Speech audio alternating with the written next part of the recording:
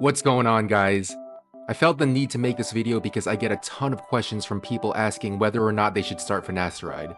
For those of you who don't know, finasteride is a 5-alpha reductase inhibitor, which basically means it reduces the amount of DHT in your system by reducing the conversion of testosterone to DHT. Sometimes starting finasteride is a good idea because it's the only thing that will work for that specific person, but it's not actually something you should automatically default to if you have hair loss, despite what your dermatologist tells you. But what I'm about to tell you is something that will help pretty much anyone with hair loss. At a bare minimum, it will 100% make your hair stronger and healthier and minimize your existing loss. And for some people, it might just be enough to stop hair loss in its tracks. Also, pretty much no dermatologist or hair loss expert is ever going to tell you that this is linked to hair loss, but it absolutely is. What I'm talking about is insulin resistance. In fact, most common skin and hair conditions are linked to insulin resistance.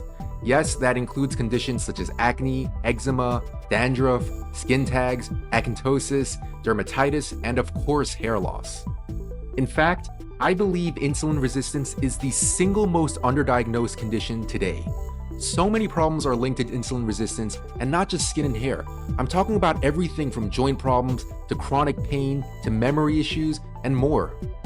And this is why, if you look at some of my other videos, I recommend supplementing with very specific probiotics.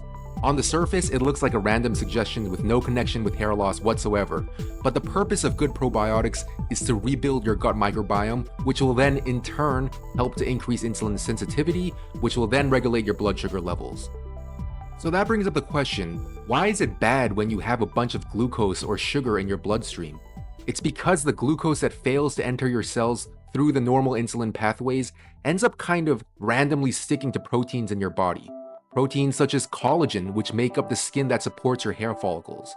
This process is called glycation, and it basically morphs proteins into something completely unrecognizable by your body.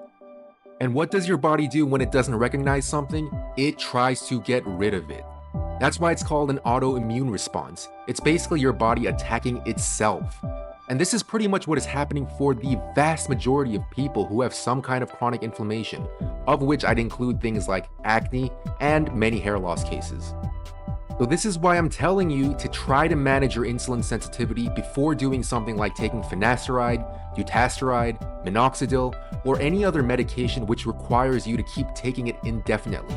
The problem with these things is that you cannot stop. You have to keep taking them and they will become less effective over time, meaning A, you're only delaying hair loss, not stopping it, and B, you have no idea what the long-term implications of these medications will be. Initial studies seem to suggest that they're fine, but you also have thousands of people who claim to have been permanently damaged from these drugs. Now that being said, there are people who are just so genetically predisposed to hair loss that these drugs are the only things that will be effective for them. If that's you, go for it.